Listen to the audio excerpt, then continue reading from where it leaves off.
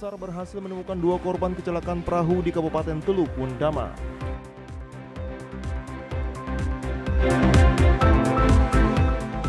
Lima remaja Papua Barat berhasil meraih medali emas pada event World Science, Environment, and Engineering Competition.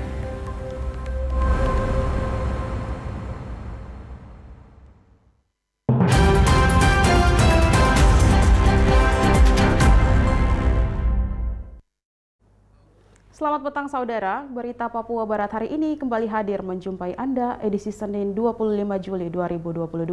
Sejumlah informasi dari sejumlah daerah di Papua Barat akan kami hadirkan untuk Anda. Bersama saya Aprilia Nikmur, inilah Papua Barat hari ini selengkapnya. Saudara, korban kecelakaan perahu di Kabupaten Teluk Wondama bertambah menjadi 2 orang. 1 korban lagi ditemukan oleh tim SAR pada Minggu siang di sekitar perairan Kampung Sobei, distrik Teluk Duari. Basarnas Teluk Wondama dibantu Pol Airut Polres Wondama dan TNI kembali melakukan pencarian korban perahu bermuatan 9 orang yang terbalik di perairan Teluk Duairi, Kabupaten Teluk Wondama sekitar pukul 3.05 Minggu dini hari akibat cuaca buruk saat hendak kembali usai memancing. Pencarian yang dilakukan sejak pagi hingga siang pun membuahkan hasil, di mana Basarnas Teluk Wondama berhasil menemukan 1 korban perahu terbalik yang sebelumnya dinyatakan hilang sejak Minggu pagi. Namun korban ditemukan sudah dalam kondisi meninggal dunia pada pukul 14.30 waktu Indonesia Timur di kedalaman 6 meter dan tidak jauh dari Kampung Sobei. Kepala Kantor SAR Manokwari Iwayan Suyatna melalui siaran persnya yang diterima oleh media Minggu sore menjelaskan bahwa korban meninggal dunia atas nama Udin yang sempat dikabarkan hilang telah berhasil dibawa oleh SAR bersama tim gabungan dengan menggunakan mobil ambulans menuju Rumah Sakit Umum Teluk Wondama.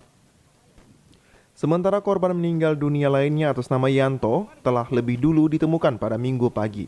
Diketahui jumlah korban dalam kecelakaan terbaliknya perahu pada Minggu 24 Juli 2022 kemarin ada 9 orang. 2 orang meninggal dunia dan 7 orang berhasil selamat dan telah dievakuasi. Adapun unsur SAR yang diterjunkan dalam pencarian dalam penyelamatan kecelakaan laut diantaranya tim rescue 3 personil, Pol Airut Polres Teluk Wondama 4 personil, Badan Penanggulangan Bencana Daerah, Kodim, dan Polsek Wasior dibantu masyarakat sekitar Kampung Sobei. Dari Teluk Wondama, Tim Liputan TVRI Papua Barat melaporkan. Saudara, Kasat Narkoba Polres Manokwari berharap semua elemen di Kabupaten Manokwari ikut ambil bagian dalam memerangi peredaran narkoba di wilayah hukum Polres Manokwari yang semakin meningkat. Dalam rangka memerangi peredaran narkoba di wilayah Papua Barat, khususnya di Kabupaten Manokwari yang terus meningkat, Kasat Narkoba Polres Manokwari Ibda John Haulusi kepada media di ruang kerjanya pada Senin 25 Juli 2022 berharap kepada semua elemen masyarakat untuk ikut ambil bagian dalam memerangi peredaran narkoba yang dapat merusak generasi penerus bangsa di tanah Papua, khususnya di wilayah hukum Polres Manokwari. John dengan tegas berpesan kepada para pengedar maupun pengguna obat-obatan terlarang itu agar segera berhenti. Jika tidak, proses hukum akan tetap menanti mereka yang sampai saat ini terus memperdagangkan obat terlarang tersebut. Narkoba ini bukan saja ditangani oleh pihak kepolisian, tapi kita juga butuh untuk ditangani oleh semua elemen masyarakat. Kita butuh dukungan dari tokoh-tokoh agama, kita butuh dukungan dari tokoh-tokoh masyarakat untuk bersama-sama memberantas narkoba yang ada di wilayah Manokwari. Pesan saya untuk para pengedar, para penjual di wilayah saya, wilayah Manokwari, Anda berhenti. Karena kalau misalnya saya tangkap Anda, saya akan tindak tegas dan proses hukum akan berlaku untuk Anda. Meski baru menjabat selama 2 bulan sebagai Kasat Narkoba Polres Manokwari, sudah ada 8 kasus tindak pidana narkoba yang telah ditangani olehnya. Di antaranya ada 4 kasus ganja dan 4 kasus sabu-sabu, dan 6 diantaranya sudah ditahap 2-kan ke Kejaksaan Negeri Manokwari, baik ganja maupun sabu-sabu. Saya sudah 2 bulan lebih semenjak dilantik untuk menjadi Kasat Narkoba Polres Manokwari. Di sini sudah kurang lebih 8 kasus tindak pidana narkoba yang saya tangani di sini. Jadi selama kurang lebih 2 bulan lebih sudah 8 kasus yang saya tangani atau yang saya tindak. Demikian. Itu jenis-jenis apa saya? Ada ganja? Itu jenis-jenisnya ada ganja, ada sabu-sabu, ganja kurang lebih sekitar 4 kasus, sabu-sabu juga sekitar kurang lebih 4 kasus. Jadi selama saya menjabat sudah 8 kasus, diantaranya 4 kasus sabu-sabu, 4 kasus ganja. Rata-rata para pengedar narkoba berasal dari wilayah Manokwari dan sekitarnya. Sedangkan barang bukti berupa sabu maupun ganja seringkali didatangkan dari luar wilayah Papua. Natalindo Kerewai, TVRI Papua Barat melaporkan. Saudara, untuk menerapkan disiplin bagi aparatur sipil negara di lingkup pemerintahan Provinsi Papua Barat, Inspektorat akan melaksanakan sidang kode etik bagi yang melanggar aturan. Hal tersebut diingatkan Asisten 2 Setda Papua Barat Melkias Werinusa pada apel gabungan yang dilaksanakan pada Senin 25 Juli 2022 di lingkup pemerintah Provinsi Papua Barat. Diingatkan kepada aparatur sipil negara agar melaksanakan tugas dengan baik dan harus berjalan sesuai dengan aturan sebagai aparatur sipil negara. Dalam arahannya yang disampaikan, penerapan disiplin bagi aparatur sipil negara di Provinsi Papua Barat saat ini langsung dilaksanakan sidang kode etik yang akan diberikan kepada pegawai yang meninggalkan tugas tanpa pemberitahuan. Hal ini dilakukan untuk memberikan efek jera bagi pegawai yang lalai dalam melaksanakan tugasnya. Yang saya hormati bahwa penerapan disiplin sekarang kita sudah masuk pada sidang-sidang kode etik.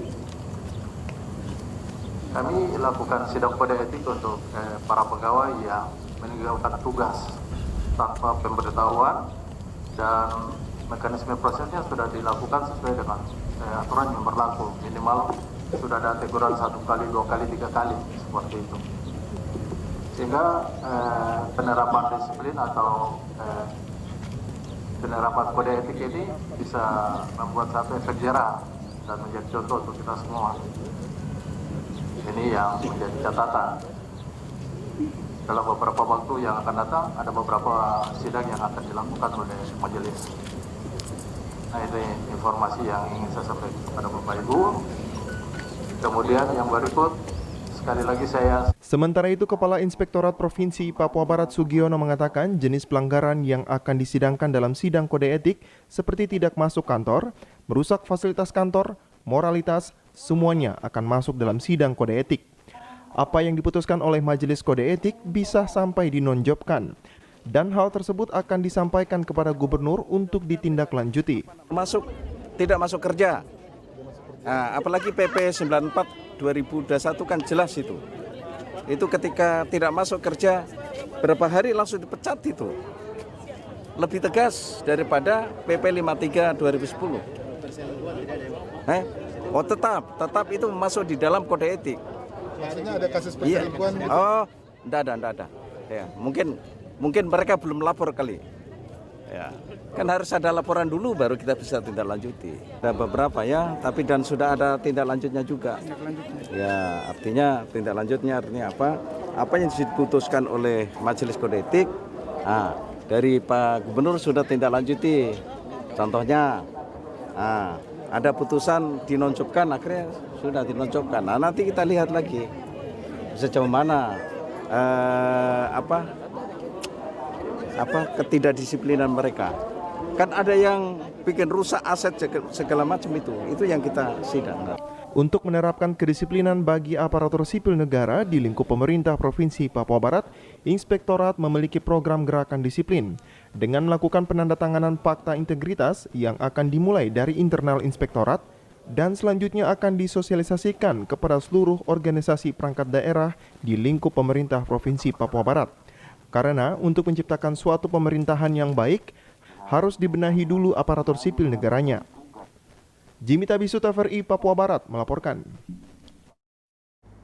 Saudara, Dinas Pemberdayaan Perempuan, Perlindungan Anak dan Keluarga Berencana Kabupaten Teluk Bintuni menggelar peringatan Hari Anak Nasional tahun 2022 yang digelar di Gedung Serbaguna Bintuni pada Sabtu 23 Juli 2022.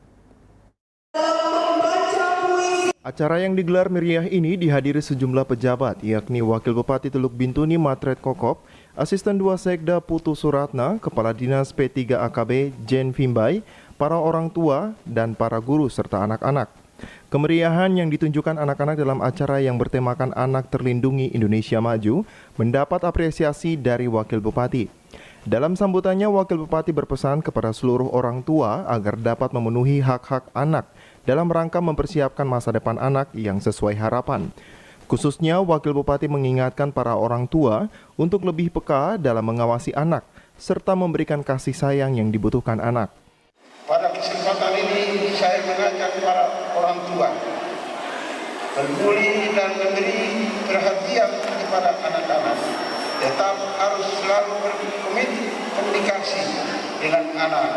Mereka butuh perhatian dan kasih sayang. Mereka butuh komunikasi dan terpenting adalah arahan-arahan yang baik dan positif. Mari kita hati-hati dalam mengasuh, mendidik dan mendampingi anak dan memberi motivasi kepada mereka. Perlu diketahui dalam rangka peringatan Hari Anak Nasional tahun ini dilaksanakan sejumlah lomba yang diikuti anak-anak di tingkat SD, SMP, dan SMA se-Kabupaten Teluk Bintuni melalui kiriman video. Lomba tersebut diantaranya yel-yel tentang bahaya pernikahan dini dan lem Aibon, kategori anak di tingkat SMP dan SMA, serta puisi tentang hak-hak anak untuk kalangan sekolah dasar. Dari Teluk Bintuni, Valentino Wan, TVRI Papua Barat melaporkan. Saudara, Komisi Pemilihan Umum Kabupaten Teluk Bintuni gencar melakukan sosialisasi tentang tahapan pemilihan umum tahun 2024 sesuai Peraturan KPU Nomor 3 Tahun 2022 tentang tahapan dan jadwal penyelenggaraan pemilu tahun 2024. Ketua KPU Teluk Bintuni Heri Arius Salamahu yang dikonfirmasi pada Jumat 22 Juli menerangkan sosialisasi yang berjalan sejak beberapa waktu lalu ini menyasar para pihak yang berkompeten. Salamahu merinci diantaranya partai politik, pemerintah daerah, DPRD, lembaga masyarakat adat, kejaksaan, serta kepolisian. Khususnya pertemuan dengan DPRD, Salamahu mengungkapkan pihak legislatif telah memastikan siap mendukung upaya KPU guna mensukseskan pemilu.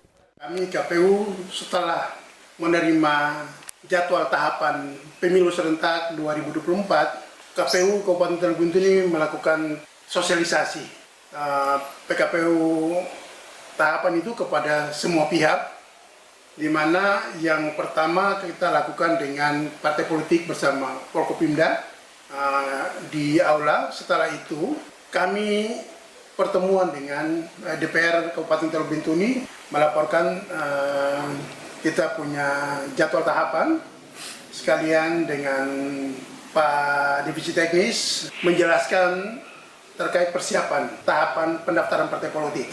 Kemudian saya juga menyampaikan kesiapan kami KPU Kabupaten Teluk Bintuni untuk menuju pemilu tahun 2024. Berkaitan dengan tahapan pemilu tahun 2024, Salamahu mengungkapkan dalam waktu dekat pihaknya akan membuka pendaftaran partai politik peserta pemilu yang akan dimulai sejak tanggal 29 Juli dan berakhir pada 13 Desember 2022. Dari Teluk Bintuni, Valentino Wan, TVRI Papua Barat melaporkan. Informasi selanjutnya akan kami hadirkan setelah jeda berikut ini, tetaplah bersama kami.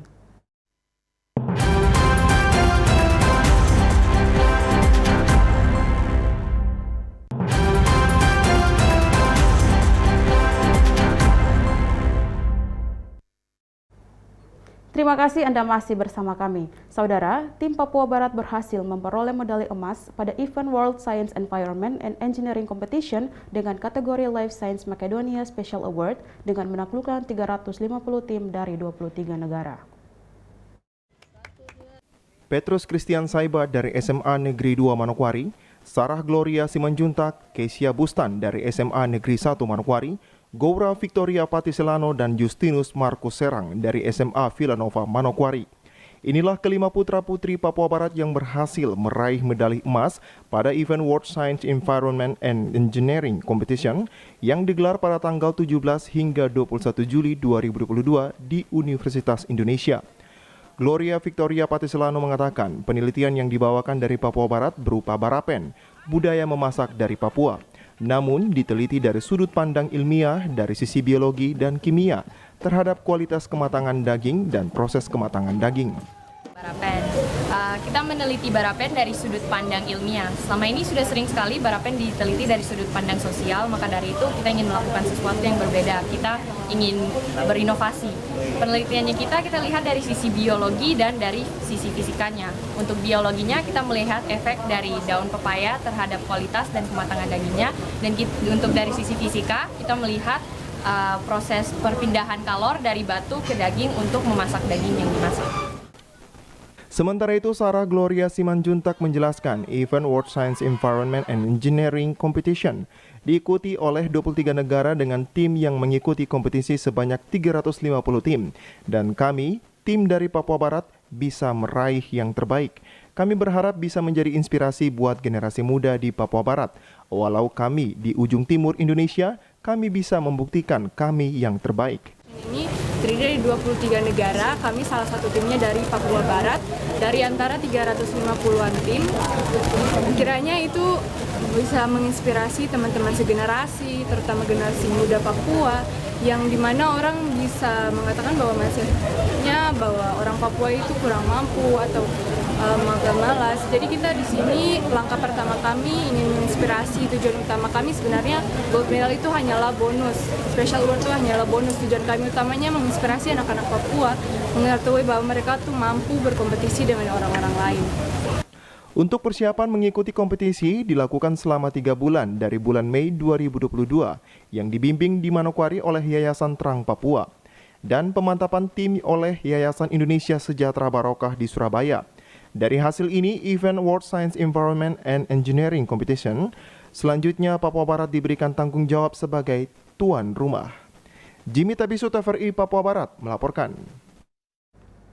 Saudara, pemerintah Provinsi Papua Barat akan memberikan penghargaan kepada kelima pelajar yang berhasil mengharumkan nama Papua Barat di kancah internasional dengan memperoleh medali emas, dan penghargaan tersebut akan diberikan pada HUT RI ke-77. Papua juga bisa. Itulah yang disampaikan kelima pelajar dari Papua Barat yang telah sukses menaklukkan 350 tim dari 23 negara dengan penelitian yang dibawakan berupa barapen, budaya memasak dari Papua, namun diteliti dari sudut pandang ilmiah dari sisi biologi dan fisika. Kepala Dinas Pendidikan Provinsi Papua Barat Barnabas Doan Siba berterima kasih atas capaian yang diberikan oleh anak-anak dari Papua Barat dengan prestasi yang sangat luar biasa. Atas prestasi tersebut, pemerintah akan memberikan apresiasi dengan apa yang telah dicapai. Ini menjadi satu motivasi bagi mereka dan juga bagi generasi muda Papua Barat lainnya untuk bisa berprestasi ke depan.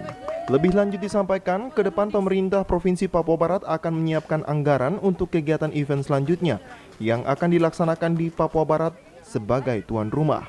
Selain itu juga dipersiapkan anak-anak Papua untuk mengikuti event tersebut. Baik. Pendapat saya tentang anak-anak kita dari Papua Barat, secara khususnya dari Manokwari yang 5 orang ini sudah prestasi yang sangat luar biasa. Prestasi yang sangat luar biasa dan kita wajib memberikan support. Bukan hanya di Manokwari saja, tapi ke depan ini semua anak-anak yang berprestasi kita harus memberikan support. Itu menjadi daya tarik sehingga bagi anak-anak yang ada di belakang mereka tidak tertinggal diam saja, tapi mereka melihat bahwa kakak-kakak senior kita saja seperti itu, apalagi kita harus belajar dengan sungguh-sungguh. Karena apa? Karena disitulah kan ada persaingan dan semangat baru yang muncul dari diri anak-anak itu untuk bersaing di tingkat daerah, nasional, bahkan dunia. Dan ini adalah sesuatu kebanggaan karena ini tingkat dunia yang sangat luar biasa. Nah, kita berharap ke depan kita tetap berikan support. Nanti kita akan koordinasi juga dengan gubernur sehingga terkait dengan rencana tahun depan kita adalah tuan rumah, maka terkait itu kita ada menyiapkan 2 hal. Yang pertama biaya untuk penyelenggarannya, tapi yang kedua adalah biaya untuk penyiapan anak-anak Papua sebelum mereka berhadapan dengan event tersebut. sebelum mereka memasuki dengan event tersebut. Kita menyiapkan anggaran dan kita akan bekerja keras untuk kita juga memberikan kepada anak-anak 5 orang ini nanti ada semacam reward atau pembinaan untuk mereka. Nanti pada saat 17 kita koordinasi dengan Bapak Gubernur serahkan kepada mereka pada tanggal 17 Agustus nanti. Ada seperti itu. Koordinator Yayasan Terang Papua Ella Mingkit yang mengakomodir tim dari Papua Barat mengatakan, tahun depan event kelas dunia ini Manokwari Papua Barat dinobatkan sebagai tuan rumah. Diharapkan anak-anak SMA di seluruh Papua Barat harus bisa mengikuti kegiatan tersebut. Sehingga yang harus dipersiapkan saat ini guru-guru di masing-masing sekolah adalah mempersiapkan generasi terbaik dari Papua yang akan bermunculan. Bisa bersaing juga. Impian kami yayasan tahun depan event internasional ini bisa ada di Manokwari. Jadi Manokwari menjadi tuan rumah dan anak-anak SMA itu ikut. SMA mungkin juga nanti SMP, dan juga untuk itu kita bisa persiapkan guru-guru sekolah-sekolah ini untuk mereka membimbing anak-anak ini. Sehingga ya nama Papua ini bisa dilihat orang, didengar orang bahwa Papua bisa. Hashtagnya Papua bisa gitu. Ya, pemerintah juga bisa melihat bahwa ini anak-anak punya potensi, ini anak-anak harus diperhatikan, pendidikan harus diperhatikan. Guru-guru sekolah-sekolah, ayo semangat, kita jangan mau kalah, karena memang kita bisa, Papua bisa, begitu. Jadi dengan kerja keras dan usaha, konsistensi, komitmen, nah pasti bisa. Dan ya pastinya berdoa sama Tuhan, karena ya Tuhan memberkati tanah ini ya. Untuk meningkatkan pendidikan di Papua Barat, pemerintah harus konsisten dan terus melakukan kolaborasi dengan pihak yang memiliki visi dan misi yang sama. Untuk membangun pendidikan dimulai dari mempersiapkan pendidikan guru, selanjutnya akan berdampak kepada murid di sekolah. Jimmy Tabisu, TVRI Papua Barat melaporkan. Sementara itu, saudara, kelima pelajar yang telah meraih medali emas pada event World Science, Environment, and Engineering Competition berharap apa yang telah mereka raih dapat menjadi inspirasi bagi generasi muda di Papua Barat.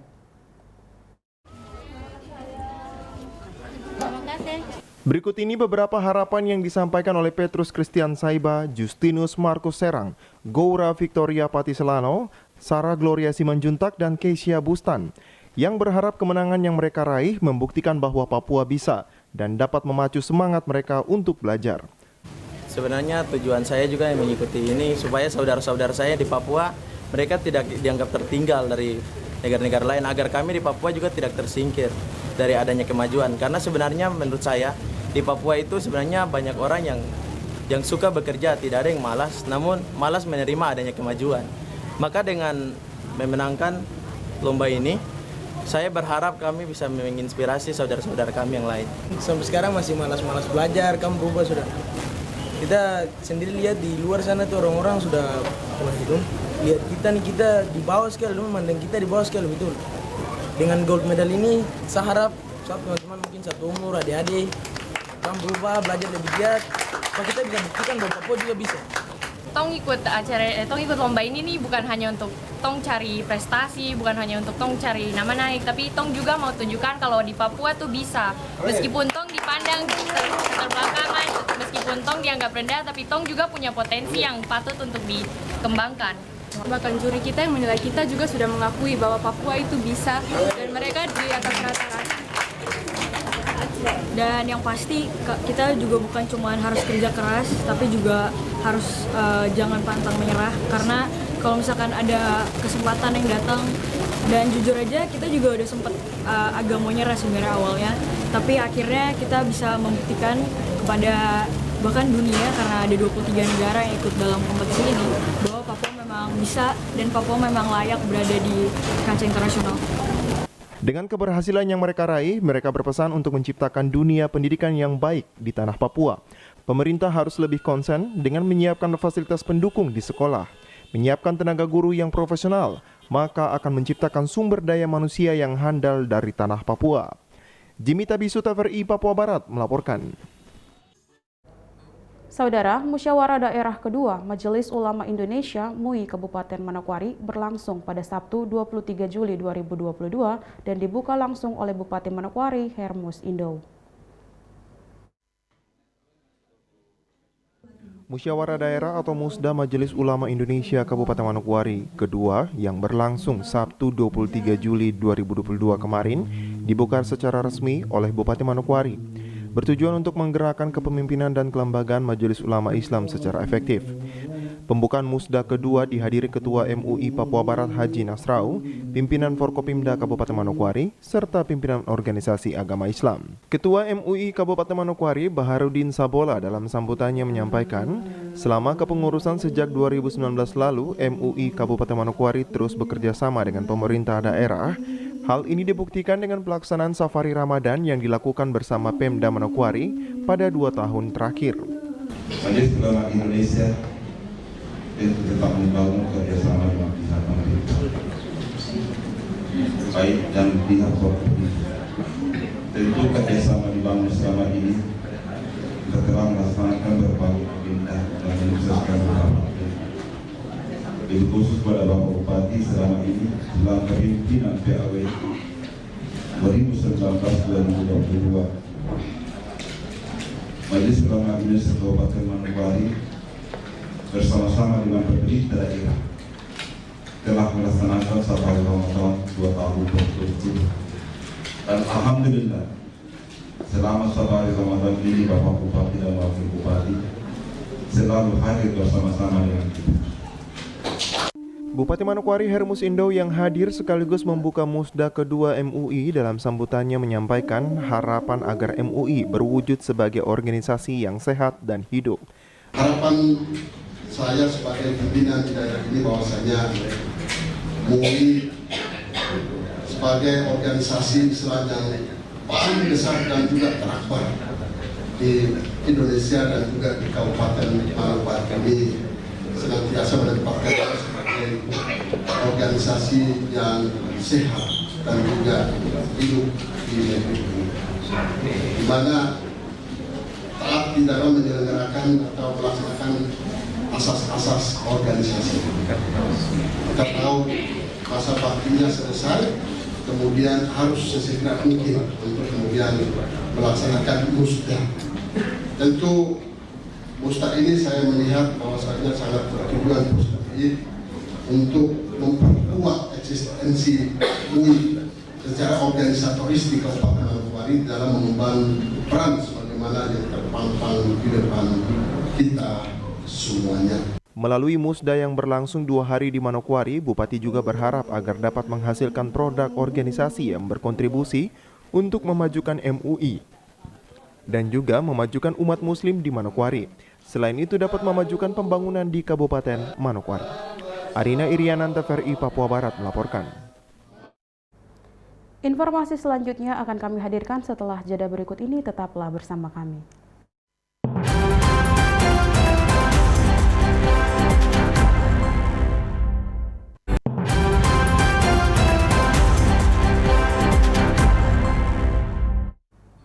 Terima kasih Anda masih bersama kami. Saudara, pada Sabtu lalu, selain membuka Musyawarah Daerah Majelis Ulama Indonesia Kabupaten Manokwari, Bupati juga membuka Musyawarah Daerah Persekutuan Masyarakat Tanimbar di Manokwari.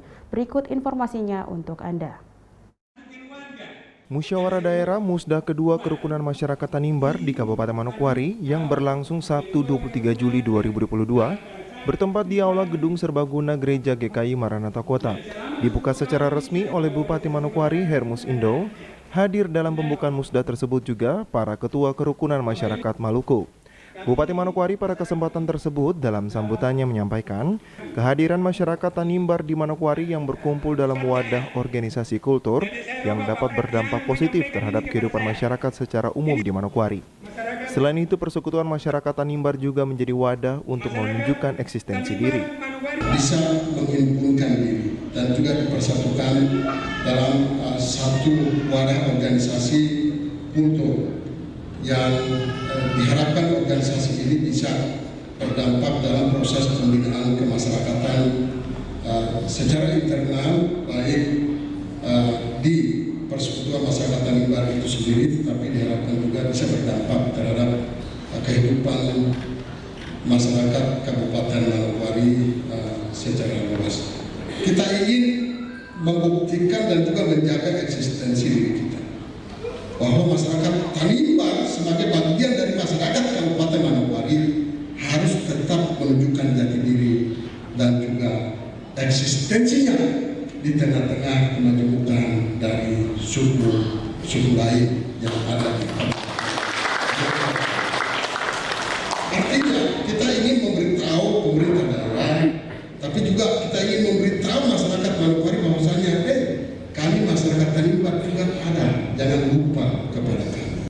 Selaku pimpinan daerah, Bupati Hermus juga mengapresiasi upaya Persekutuan Masyarakat Tanimbar yang menyelenggarakan Musda kedua karena berlangsungnya musyawarah daerah Persekutuan Masyarakat Tanimbar di Manokwari selain bertujuan untuk membangun persekutuan secara internal, tetapi juga sebagai pilar penyelenggaraan pemerintah yang siap untuk mendukung pemerintah dalam mensukseskan pembangunan di daerah.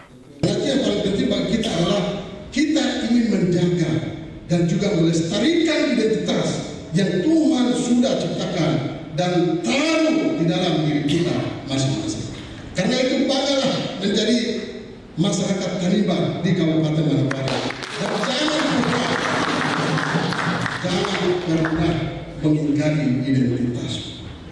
Identitas ini harus tetap kita jaga dan lestarikan, karena identitas ini bukan dibuat oleh manusia, tapi diciptakan oleh Tuhan sendiri. Lebih lanjut disampaikan Bupati Manokwari bahwa Manokwari adalah kabupaten yang memiliki kehidupan masyarakat yang majemuk. Untuk itu, kemajemukan tersebut harus dijaga dengan baik sebagai identitas bangsa. Arina Irianan, TVRI Papua Barat melaporkan. Saudara, pada Minggu 24 Juli kemarin, komunitas pecinta alam dan kemanusiaan Kompak Papua Barat berkolaborasi dengan beberapa komunitas pecinta alam lainnya dan melakukan aksi penanaman mangrove di pesisir pantai Teluk Sawaibu, Manokwari. Kolaborasi antara komunitas pecinta alam dan kemanusiaan Kompak Papua Barat bersama komunitas pecinta lingkungan lainnya dengan melakukan penanaman 1000 bibit mangrove di sekitar Teluk Sawaibu, tepatnya pada pesisir pantai Wirsi, merupakan agenda yang dilakukan dalam rangka Hari Mangrove Internasional pada 26 Juli besok. Ketua Komunitas Pecinta Lingkungan dan Kemanusiaan Kompak Papua Barat yang turun langsung bersama komunitas lainnya melakukan penanaman pohon mangrove menyampaikan, aksi tanam mangrove merupakan kegiatan kolaborasi. Kegiatan ini sendiri telah dilakukan sejak tahun 2013 lalu oleh LSM yang bertujuan memperkecil resiko bencana alam. Namun karena sudah tidak terprogramkan lagi, maka aksi ini baru kembali dilakukan pada tahun 2019 lalu. Sore, salam lestari. Untuk penanaman mangrove hari ini itu dalam rangka peringatan Hari Mangrove Internasional yang diperingati setiap tanggal 26 Juli. Kita laksanakan 24 itu kita cari hari libur karena teman-teman relawan biasanya terikat dengan pekerjaan masing-masing, sehingga kalau hari libur bisa maksimal. Hari ini kita berkumpul kurang maksimal karena cuaca. Teman-teman dari Manokwari Selatan beberapa terhambat oleh hujan yang lebat sehingga tidak bisa hadir hari ini. Komunitas dan ormas yang terlibat dalam kolaborasi hari ini sebanyak 36. Yang logonya saya tidak bisa sebutkan satu-satu, jadi terbagi jadi dua. Ada sponsor, ada partisipan. Ini kolaborasi terbuka untuk umum. Temanya hari ini adalah bersanding tidak bersaing, kan merangkul tidak memukul. Itu tema yang kita ambil di tahun ini. Gerakan ini sebenarnya sudah dimulai dari lama. Jadi dari tahun 2013-14 teman-teman sudah melakukan penanaman mangrove. Namun saat itu sifatnya masih kita numpang di kegiatan programnya LSM. Lembaga-lembaga yang waktu itu punya program pengurangan risiko bencana. Begitu program habis, teman-teman sudah selesai, tidak pernah melakukan aktivitas penanaman lagi. Nah, berawal dari situ kita berpikir, kenapa kita tidak melanjutkan ini? Lebih lanjut dijelaskan, sejak tahun 2019, aksi penanaman pohon mangrove yang mereka lakukan masih sebatas penanaman saja. Namun yang melakukan pengawasan adalah warga setempat, khususnya di pesisir pantai Wirsi, Manokwari. Selaku ketua komunitas yang mempunyai gagasan penanaman pohon mangrove, agar masyarakat khususnya para pemuda juga ikut merawat dan menjaga pohon yang ditanam. Ya, untuk pengawasan kita memang belum lingkaran ini belum penuh. Kami hanya mengambil bagian kami. Kami mengambil dari penggerakan relawan. Kita jadi relawan kita kumpulkan, patungan menanam mangrove dari situ. Tapi ke belakang sini teman-teman pemuda setempat sudah mulai komitmen. Kalau di tempat lain, contohnya ketika kita menanam di Kampung Wamesa, itu perawatannya masyarakat kampung yang merawat dan menjaga itu. Kalau di Wirsi, di Teluk Sawah Ibu ini memang tantangannya luar biasa sekali. Tapi berharap masyarakat sendiri yang akan merawat. Kami, relawan ini, hanya mengumpulkan bibit, menanam.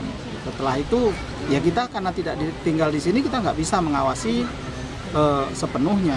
Berharap teman-teman pemuda, masyarakat yang ada di sini yang akan merawat hal itu. Sementara itu, Ketua Pemuda Pelajar Mahasiswa Pancasila Papua Barat Romanus Hegemur yang ikut serta dalam penanaman 1000 pohon mangrove menyampaikan terima kasihnya karena mereka dapat dilibatkan serta berharap kolaborasi dan kerjasama ini harus terus dilakukan ke depannya. Atas nama Ketua Satma Wilayah Papua Barat memberikan apresiasi yang sebesar-besarnya dan juga mengucapkan terima kasih karena kami juga bisa ikut terlibat. Saya cerita pengalaman sedikit. Jadi hari ini atas nama Ketua Satma sangat berterima kasih dan memberikan apresiasi kepada teman-teman yang hari ini melaksanakan kegiatan, dan harapan kami ke depan kami juga melakukan kegiatan, harapan kami teman-teman bisa bergabung bersama kami. Kepedulian terhadap alam, khususnya pelestarian mangrove di pesisir pantai Manokwari, bukan hanya menjadi tanggung jawab para komunitas pecinta alam, namun hal ini menjadi tanggung jawab semua pihak. Peringatan Hari Mangrove Internasional yang jatuh pada 26 Juli besok mengusung tema bersanding, tidak bersaing, merangkul, tidak memukul. Arina Irianan, TVRI Papua Barat melaporkan. Saudara, kemunculan komunitas remaja yang berasal dari Sudirman, Citayam, Bojonggede, dan Depok dengan istilah SCBD merupakan fenomena baru yang dikenal luas oleh masyarakat dengan sebutan Citayam Fashion Week. Berikut liputannya untuk Anda.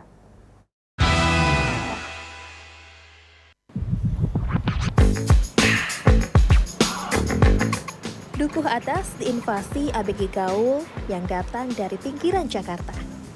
Mereka diterminologikan sebagai anak Citayam.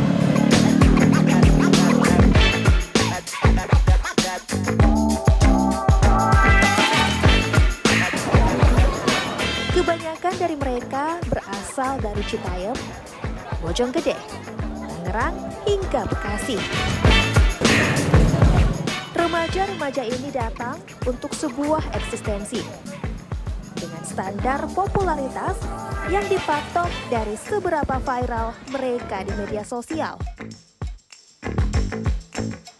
Media sosial mengukuhkan Metropolitan sebagai rujukan referensi gaya hidup. Karakter kota sebagai kiblat gaya hidup ditransmisikan melalui ruang digital yang ditangkap oleh ABG dari luar Jakarta. Dari TikTok ngeliat. Kita di sini nyari itu aja sih, nyari teman. Berbanyak teman. Ya, terus kita kan juga kan di sini kan konten. Ya cuman mau main-main aja, nongkrong-nongkrong. Ya buat foto-foto aja sih Bang, sama nongkrong. Ya paling ya ikut-ikut. Mereka menampilkan diri dengan gaya busana yang unik. Mereka nyentrik. Mereka ekspresif. Mereka ingin menjadi trendsetter. Menunjukkan kebebasan berekspresi melalui cara berpakaian di luar kebiasaan. Dan TikTok menjadi salah satu acuan mereka dalam berbusana.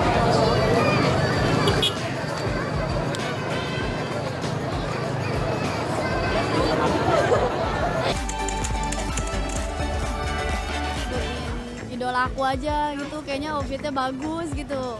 Coba deh, itu Dede Ovi. Ya kayak gini. Nggak tahu namanya mah, cuman pengen pakai sweater sama celana Cina doang. Fenomena anak Citayam ini seolah mendobrak batas status sosial yang kental melekat pada kehidupan masyarakat ibu kota. Anak dan remaja yang memang sedang dalam masa pertumbuhan, baik itu fisik, psikologis, dan sosiologis, sayangnya ketika masa pandemi, rujukan mereka untuk bertumbuh, untuk menemukan jati dirinya, semua diperoleh melalui media sosial.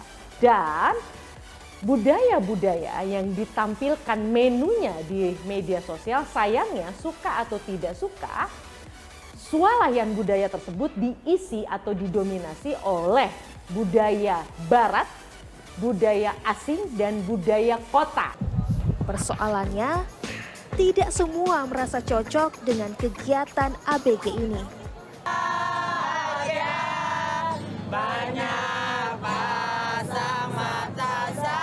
Bukannya sekali lagi di daerah tersebut tidak memiliki bangunan-bangunan modern, tidak memiliki fasilitas-fasilitas publik terbaik, tapi sekali lagi kota begitu menyilaukan masyarakat Indonesia sehingga siapapun ingin merasakan denyut kehidupan kota. Dan ditambah karakter sosial masyarakat kita yang sangat hierarkis. Artinya apa? Kita selalu memiliki orang-orang yang dianggap mewakili status sosial atau kelas tertentu. Singkatnya, para ABG ini ingin menjadi bagian dari kemegahan kota metropolitan. Baiknya, pihak terkait menyediakan ruang yang bisa menjadi wadah mereka untuk berekspresi dan berkreasi.